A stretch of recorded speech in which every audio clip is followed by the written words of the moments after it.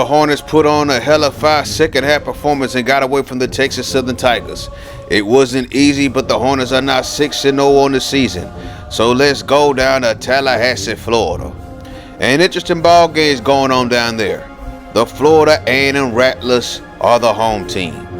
The Rattlers are taking on the boys from Longman, Mississippi, the Alcorn State Braves, a team that is once again back on probation for the second time in this series.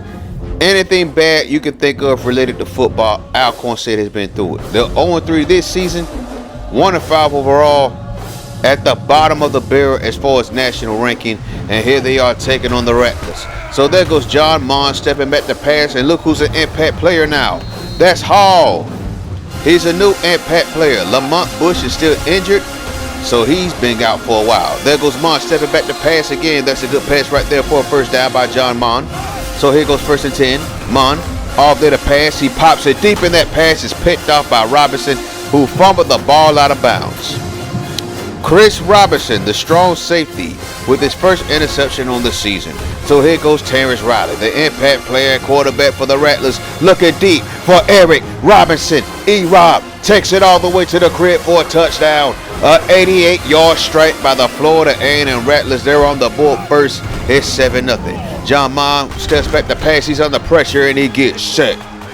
There goes Nicholas, the left outside linebacker on that sack. So FAMU got the ball back, and look at Terrence Riley rolling out to the left. He pops it deep, and this time he finds Eric Knox in the end zone. Touchdown, Florida A&M. The Rattlers are now up 14-0 after 2 big strikes. So there goes Florida A&M on the ensuing kickoff. And fielding that kick is Paul, the new impact player for Alcorn State, and he fumbled it. And now the Rattlers have the ball in the red zone just like that. A 3rd and 7 situation for the Rattlers. There goes Terrence Riley rolling out to the left. He pops it, and it's intercepted. He threw it right to the linebacker, and we're going back the other way.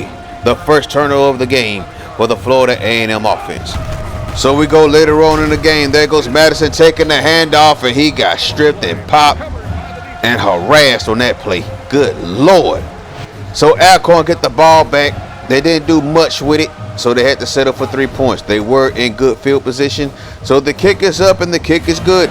So it's 14-3. The FAMU Rattlers are still up by 11.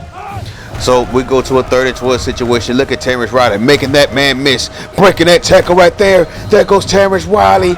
Look at him showing what he can do on the ground. A great run right there.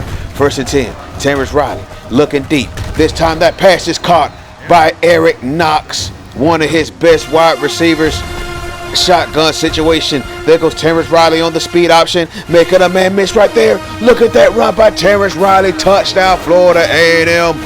Terrence Riley is putting on a show today, and now the Rattlers are up by 18. It's 21-3. There goes Terrence Riley again, this time finding Madison, his running back that fumbled early, and he's finally taken down. We're still in the first half, by the way. Terrence Riley rolling out to the left. Riley popping it deep, and that pass is caught by Eric Knox. Again, touchdown, FAMU. Wow, what a pass. 28-3 now. Look at John Mon popping in, and that pass is intercepted. Just a nightmare game for this Alcorn State Brave offense. 2 interceptions, a fumble. Everything you could think of went wrong. Did go wrong for Alcorn State, as Madison takes that run up the left side. So there goes Terrence Riley. He's blicking now. Pops it in the end zone, and that pass is caught by Eric Knox once again for another touchdown. And ladies and gentlemen, that's a wrap. The FAMU Rattlers put the Alcorn State Braves in a spliff. Now, without further ado, here he is. He's back once again. Jim, rather not. You saw those Alabama State Hornets put the Texas Southern Tigers in a split. You saw Florida A&M beat up on Alcorn State 35-3. Alcorn is very, very bad right now. Jeez. Arkansas Pine Bluff beat Bethune-Cookman 24-10. There goes Jackson State getting another victory, this time over Prairie View A&M 33-13. Jackson State is improving. Look at Grambling though. Almost beat Florida State 31-27. They came so close. And then finally, we have the Southern Jaguars beating Mississippi Valley State. What happened to Valley, man? They were so good last year. Meanwhile, over in the MEAC, there goes Tulsa beating Delaware State. Morgan State lost to Louisville. Tennessee State lost to Hampton. Wow, that's a shocker right there, considering Tennessee State was so promising this season. And then finally, we have Norfolk State beating Howard for their first win of the season. Oh, look at this. Oh, boy. Hey, yo, Jim, let me do the recruiting, dog. Yeah, Coach, I got it. Look at this.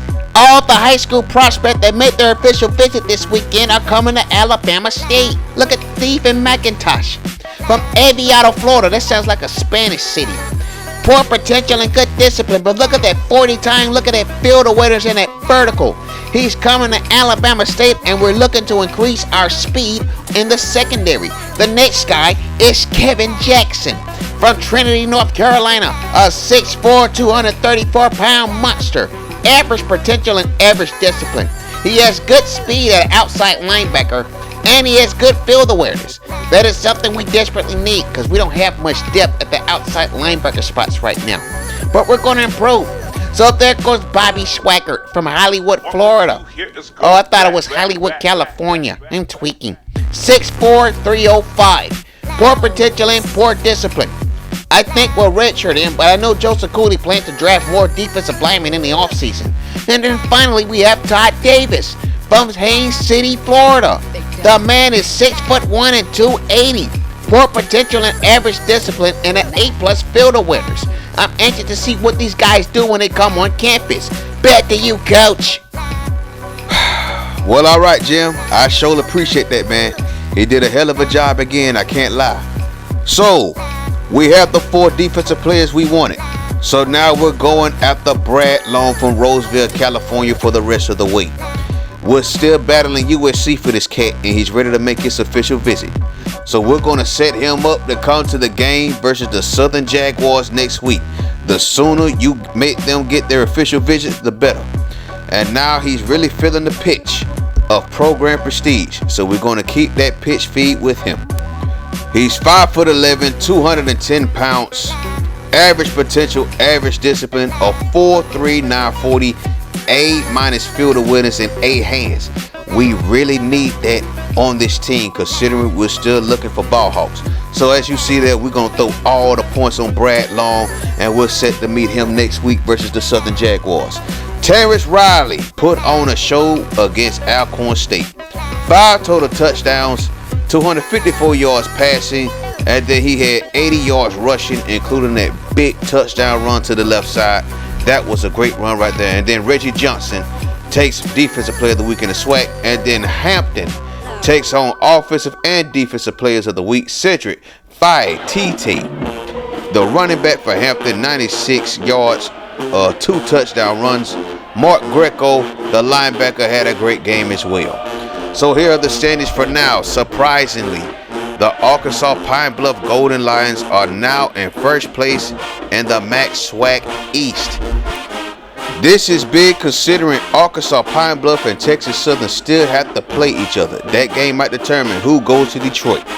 The Alabama State Hornets are now sitting alone in first place but watch out for those Jackson State Tigers. They are 3-1 conference play, 3-4 overall. And we still got to play them. I believe we played them in Montgomery this year. Yeah, that's right. Now, as we go over to the MEAC, look at this surprise. The Morgan State Bears are 4-0 in conference play, 4-4 overall. Tennessee State and South Carolina State are still trailing, not by far, though. So join us next time. We got those Bulls from Baton Rouge coming to town. The Southern Jaguars are looking to cause an upset. But will the Alabama State Hornets be ready for the challenge, or will they flop? We'll find out next time. Peace.